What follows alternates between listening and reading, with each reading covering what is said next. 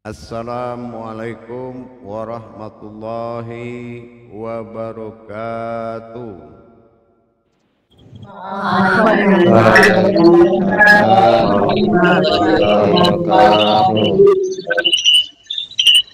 Alhamdulillah, alhamdulillahi rabbil alamin. Assalatu wassalamu ala asrafil anbiya'i wal mursalin Sayyidina wa maulana Muhammadin.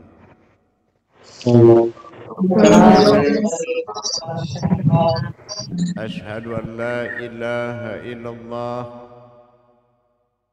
wa ashhadu anna Muhammadan abduhu wa rasuluhu la nabiyya ba'da amma ba'du. Ibadallah wa ittaqullah. Bersyukur kita kehadirat Allah dengan mengucapkan alhamdulillahi rabbil alamin atas segala limpahan karunia rahmah dan hidayahnya serta izin dan ridhonya juga kita dapat menjalankan amanahnya, beramal dan beribadah zahir batin dunia dan akhirat. Bersalam kita tidak akan terlupakan, marilah sama-sama kita sampaikan puji dan salam kita kepada junjungan kita Nabi Allah, Nabiul Akhirul Zaman, Rasulullah Muhammad sallallahu alaihi wasallam. Atasnya kalimahnya kita kalamkan bersama-sama dengan membacakan Allahumma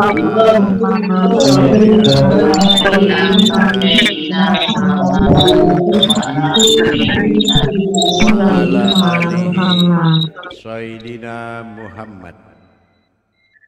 Jamaah grup surau 2 yang dirahmati Allah rahimakumullah.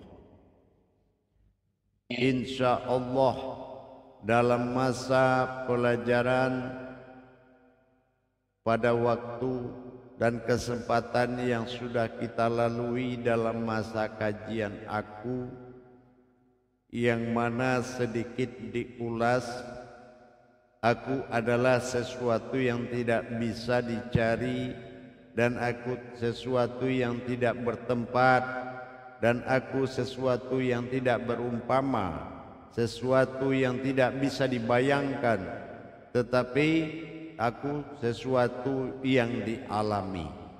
Mengenal aku adalah mengenal di saat aku sampai kepadamu dalam masa kajian, maka seseorang mulai awal mengalami, menyimak dan mengalami apa yang dikalamkan adalah sesuatu yang kebenaran yang sangat tinggi, bukan mendengar terus kita memahami tanpa mengalami. Dalam hal kita mengkaji tentang adanya aku terhadap diriku sendiri, perlu kita pahami sesungguhnya aku adalah junjungan dari diriku sendiri. Dikatakan aku junjungan dari diriku sendiri adalah sembahan daripada jiwaku sendiri. Jiwaku yang menyembah kepada aku dalam arti kata tiadalah dia ada tanpa aku yang ada. Dia adalah aku dari sifatku yang telah kugemakan kepada kodratku. Kodrat awalku adalah kosong dan berwujud kepada hening. Dalam masa kosong dan hening, jiwa sudah mengalami kekosongan dan keheningan. Kekosongan artinya bukan tidak ada, tetapi kekosongan adalah sesuatu yang zahir. Tetapi dikatakan hening, hening adalah sesuatu kata yang terdengar, bukan kata yang berkata, tetapi kata yang terdengar. Berarti kata yang sebenarnya adalah di dalam, yang di luar adalah gema dari kata. Untuk mendapatkan aku pada nyawa adalah napas. Napas adalah batin abadiku. yang mana batin abadiku adalah batin tempat mana aku bersembunyi. Napas dikatakan napas bukanlah nyawa dari sesuatu yang bernyawa, tetapi aku adalah sesuatu yang tersembunyi di dalam napasku, dikatakan batin abadi. Orang yang tidak menjadikan aku sebagai Tuhan bagi dirinya adalah orang yang tidak mengakui nyawa itu adalah Tuhan dan aku adalah Tuhan yang ada dalam nyawa. Untuk mendapatkan aku maka ku perlihatkan dulu, aku akan melihat sejauh mana dia bertobat dan dia meyakini yang dikatakan Tuhan adalah nyawa dan Tuhan itu adalah aku yang ada di dalam nyawa. Dalam hal ini perlulah seseorang jiwa, sebuah jiwa mengalami sentuhan. Dengan kata dikala dia menghela napasnya untuk turun, maka dia memberikan sesuatu pertanda, yaitu meminta. Di dalam dia meminta, batin wujud daripada aku dinamakan batin abadi. Dia naikkan di saat dia melepaskan nyawanya untuk menuju ke jiwanya.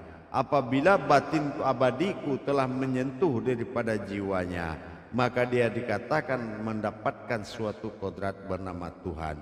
Maka jadilah dia jiwa bertuhan. Yang jiwa bertuhan itu adalah kepadaku, dan aku adalah Tuhan dari jiwaku sendiri. Dengan dia merasakan batin abadi itu telah menyelimuti jiwanya, dengan dia tarik napas dan dia helakan kepada seluruh rongga dirinya, maka disitulah dia mendengarkan gerak daripada napas itu. Dia adalah nyawa, artinya jiwa adalah suatu getaran dari batin abadiku. Apabila batin abadiku telah menyentuh jiwanya dan jiwanya merasakan hentakan dari diri batin abadiku dengan rasa yang dia alami, maka dia telah menjadi selimuti oleh kodratku. Batin abadi dinamakan napas, dan napas adalah Tuhan. Untuk orang yang mengalami, jiwa yang mengalami dari batin abadi itu, setelah dia tarik dan dia helakan ke seluruh dirinya, maka dia telah diikuti oleh Tuhan dimanapun dia berada. Gerak Tuhan dalam dirinya adalah gerak batin abadi tersebut. Batin abadi merasuk ke dalam jiwanya, sementara dia yang bergerak adalah aku semata. Apabila dia merasakan telah berkata aku dalam napasnya, maka dia telah bertuhan kepada napas. Napas itu adalah kodrat batin di mana aku ada di dalamnya. Apabila dia mencintai napas itu seperti Tuhannya dan dia bercerita kepada Tuhan melalui napas tadi, maka yang mendengarkan bukanlah napas tetapi aku yang mendengarkannya. Maka jiwa itu telah bertuhan kepadaku. Apabila dia sudah mencapai Tuhan kepadaku dan menjunjung aku sebagai Tuhan, maka aku akan mulai memperkenalkan diriku kepadanya. Tapi kalau dia belum menyatakan aku ini adalah Tuhan atau anutan dari jiwanya, maka semata-mata dia bukan menjadi hakku.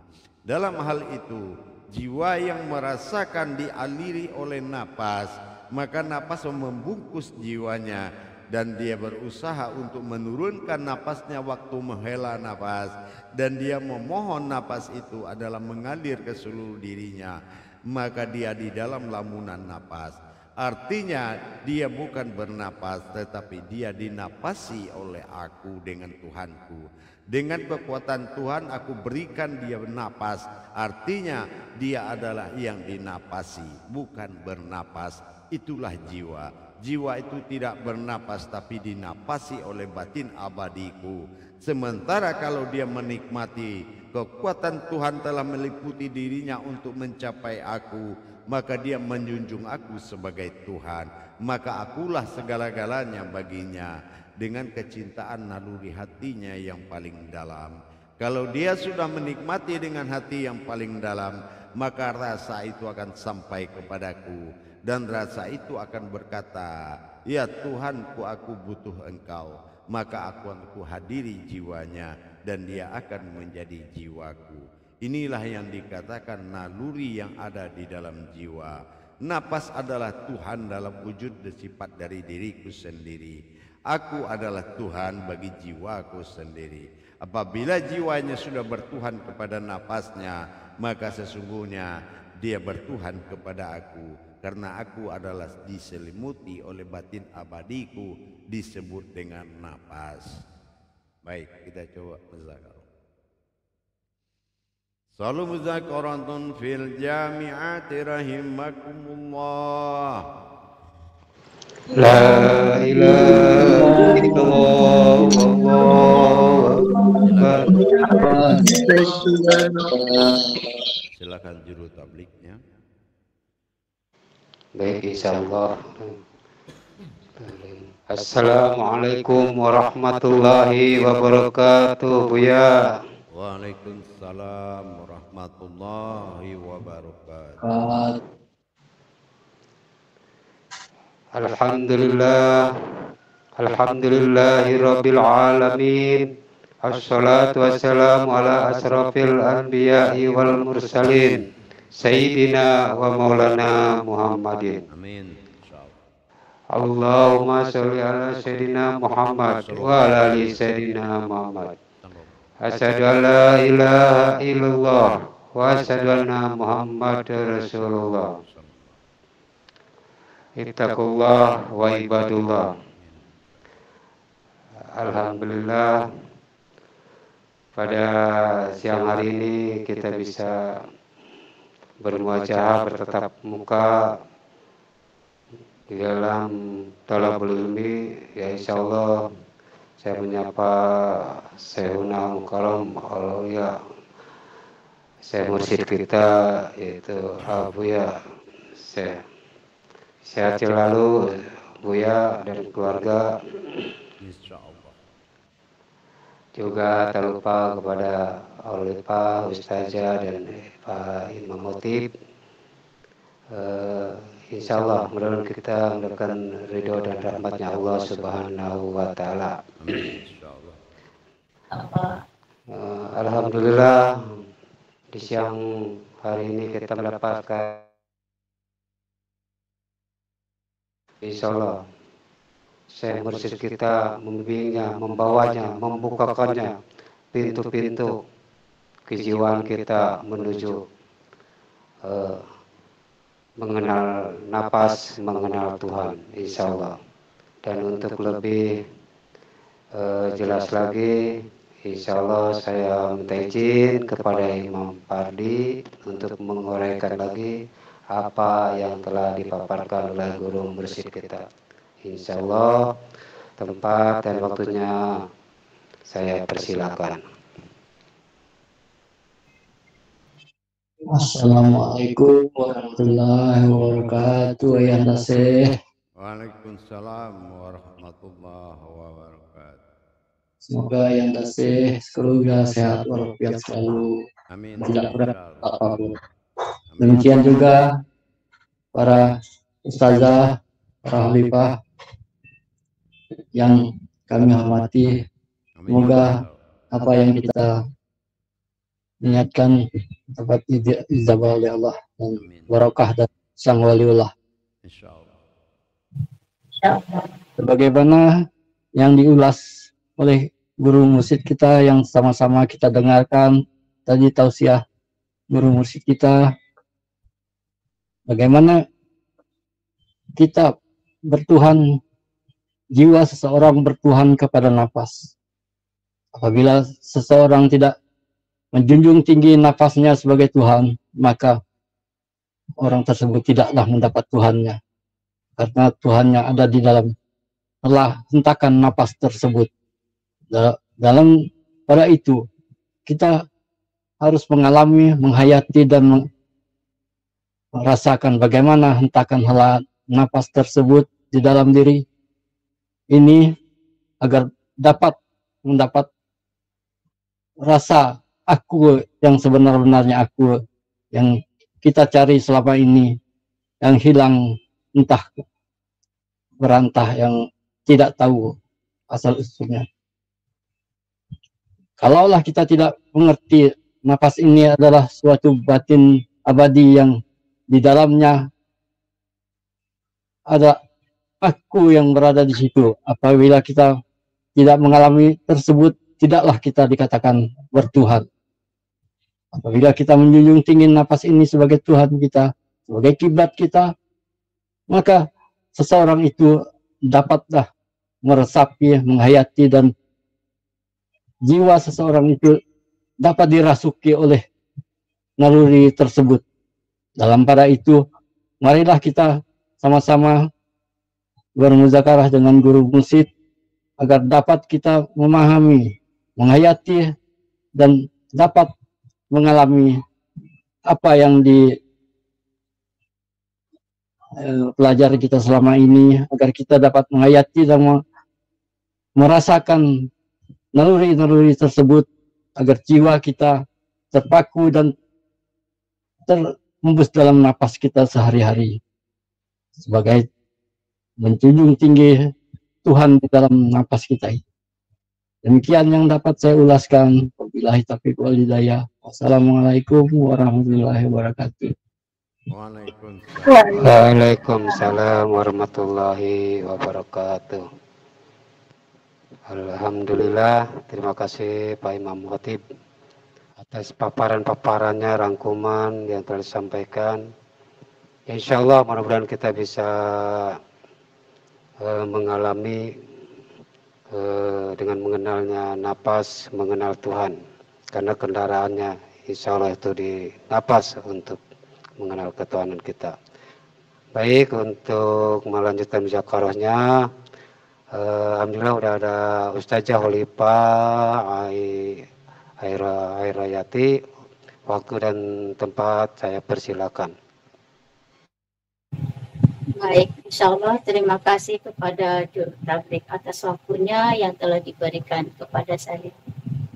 Assalamualaikum warahmatullahi wabarakatuh, Ayah. Waalaikumsalam warahmatullahi wabarakatuh. Semoga Ayah senantiasa sehat selalu, Amin. beserta keluarga Ayah. Amin. Bahagia selalu.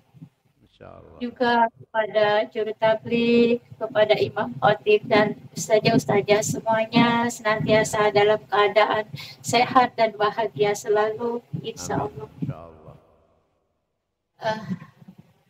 Ayahanda telah berkalam bahwasanya apabila ia bercerita melalui napasnya itu adalah sama dengan ia telah bercerita kepadaku. Terus ayahanda berkalam lagi, ia ada dalam lamunan nafas. Itu seperti apa ya?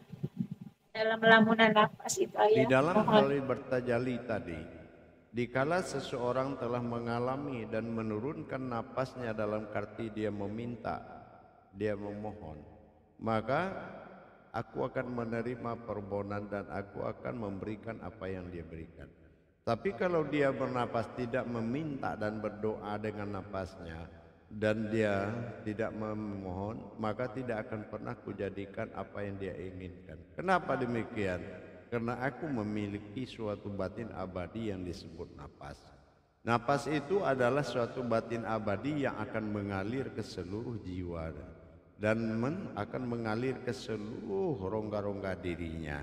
Apabila dia sudah merasa hentakan dari napas itu dan dia larut di dalam jiwa itu, maka sesungguhnya dia adalah orang yang telah menjadi jiwaku. Orang yang bertuhan kepada aku adalah orang yang bertuhan kepada napas. Napas bukanlah sebuah Tuhan, tapi napas adalah akulah yang Tuhan. Di napas itulah kodrat ketuhananku. Dikala napas itu menjadi suatu tumpuan Tuhan bagi jiwaku, maka sesungguhnya yang Tuhan itu adalah aku. Dengan dia memohon dan merasakan merasuknya sebuah napas ke jiwanya, maka dia sudah dalam lamunan diliputi oleh napas. Maka dia bukan bernapas tapi dia dinapasi. Dan setelah dia mengalami dinapasi, maka disitulah dia bagaimana dia menjunjung tinggi napasnya sebagai Tuhan. Berarti dia betul menjadikan aku adalah junjungan bagi dirinya yang disebut Tuhan. Tuhan adalah suatu anutan, sebuah kodrat anutan bagi diri. Tuhan bagi diri adalah napas. Apabila dia sudah di dalam naungan napas, maka aku ada di dalam napas itu. Maka kalau dia selalu bertuhan kepada napas, dimanapun dia berada, sesungguhnya dia sudah diikuti oleh Tuhan. Dan Tuhan itu adalah utusan bagiku sendiri. Dalam arti kata akulah Tuhan, maka dalam itu maka dia mengalami dimanapun dia berada, sesungguhnya dia sudah bertuhan 24 jam kepadaku.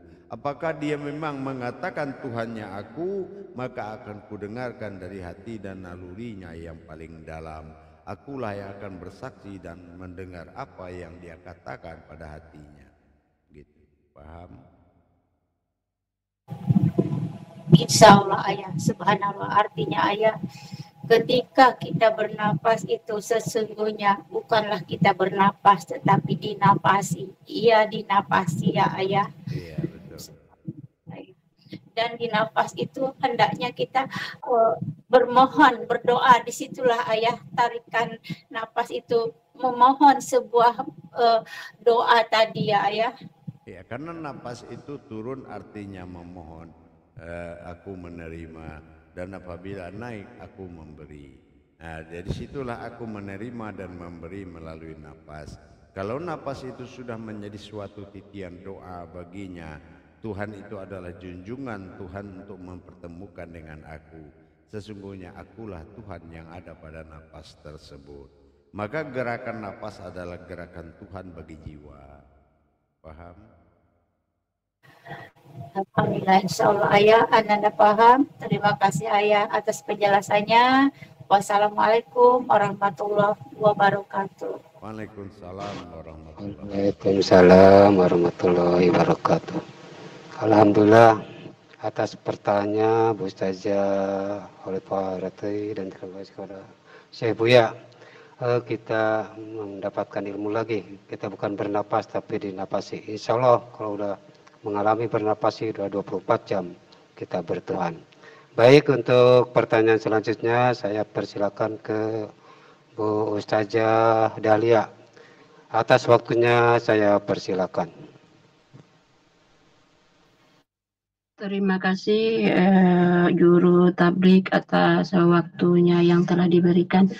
Assalamualaikum warahmatullahi wabarakatuh, ayah. Waalaikumsalam warahmatullahi wabarakatuh. Di sini Ananda ingin bertanya ayah tentang napas. Jiwa bertuhan itu adalah napas. Apabila kita tidak memahami napas, maka kita belumlah bertuhan, ayah. Di sini adalah napas itu turun menerima dan memberi. Tolong ayah beri pemahamannya tentang dan menerima dan memberi itu ayah seperti menerima apa? Dikala kita menurunkan napas kita berdoa, dia menerima kehadiran, dan setelah naik dia akan memberikan apa yang akan dia berikan. Inilah fungsinya napas. Tapi napas bukanlah aku, tetapi aku ada di dalam napas. Napas itu adalah suatu makom atau wadah bagiku sebagai batin abadi.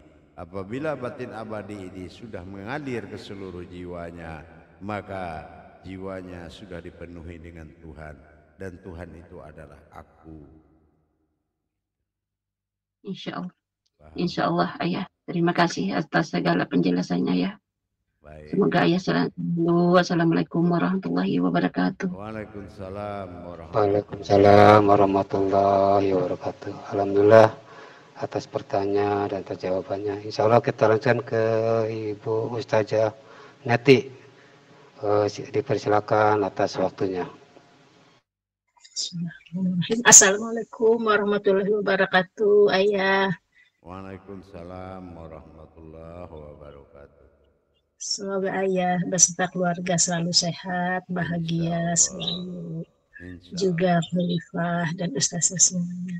Sebenarnya yang saya mau tanyakan ini sudah terjawab dari penjelasan ayah tadi, yaitu terkait jiwa tidak bernapas tetapi dinapasi oleh batin abadi. Alhamdulillah sudah. Betul. Iya, terima kasih banyak ayah. Dihayati dengan sesungguh-sungguhnya, ya dihayati sekali gitu. Karena kalau tidak, napas itu tidak mengalir ke jiwa, berarti kita tidak sadar. Kita pikir kita yang bernapas, ternyata napas itu yang bergerak, bukan kita yang bernapas.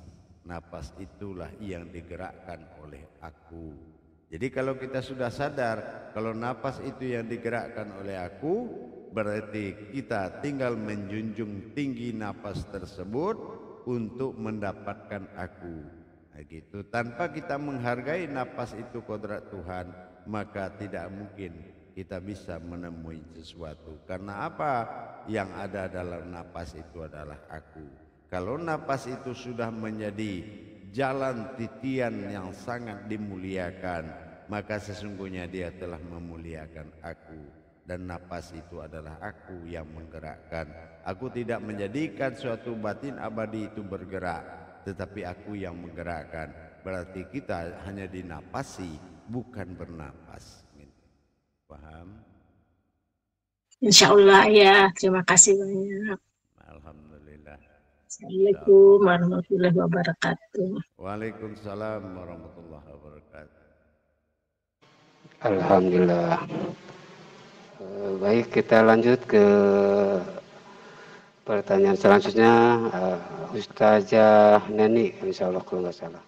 Tempat dan waktunya saya persilakan. Assalamualaikum warahmatullahi wabarakatuh, Buya. Waalaikumsalam warahmatullahi wabarakatuh.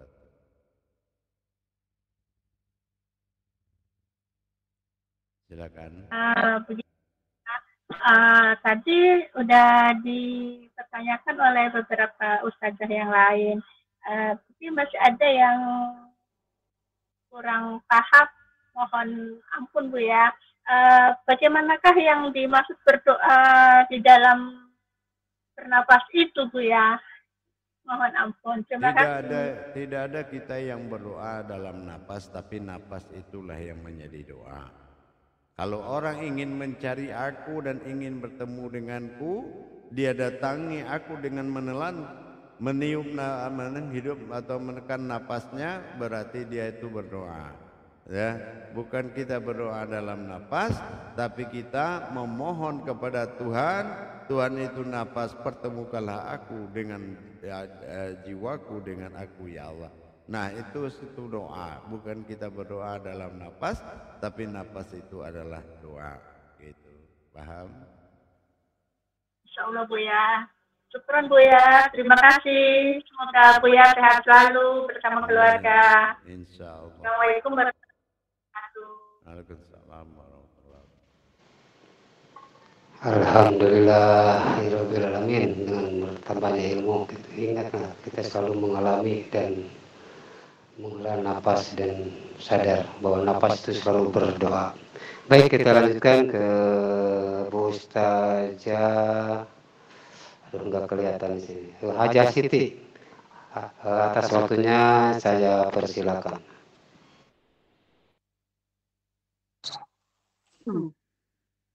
Assalamualaikum warahmatullahi wabarakatuh. Terima kasih atas waktunya. Assalamualaikum warahmatullahi wabarakatuh. Ya. Semoga Buya sehat selalu beserta keluarga serta dengan keluarga besarnya, insya Allah. Amin, insya Allah. Yang ingin saya pertanyakan, Buya, bagaimana cara menghargai napas itu, Buya? Ya, kalau orang tidak menghargai napas, tidak ada orang yang hidup tanpa napas. Cuma kalau kita mengharapkan hanya hidup untuk napas, semua makhluk termasuk hewan juga butuh hidup dengan napas. Tapi bagi sebuah jiwa, napas bukan untuk hidup. Napas adalah jalan titian batin abadi untuk menuju aku, bukan untuk menyuruh hidup. Kalau butuh dengan aku, maka napas adalah Tuhan bagimu, dan napas dan Tuhan itu adalah aku. Paham?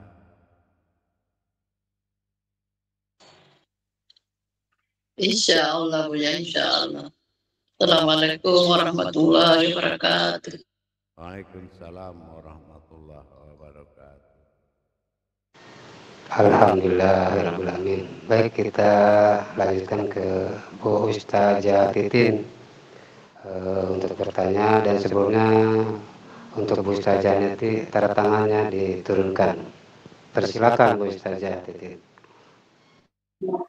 Terima kasih kepada Bapak Juru Tabli. Assalamualaikum warahmatullahi wabarakatuh. Waalaikumsalam warahmatullahi wabarakatuh. Di sini Ananda mohon penjelasan ayat lagi. Nafas adalah batin abadi. Nafas adalah yang meliputi sesuatu yang hidup.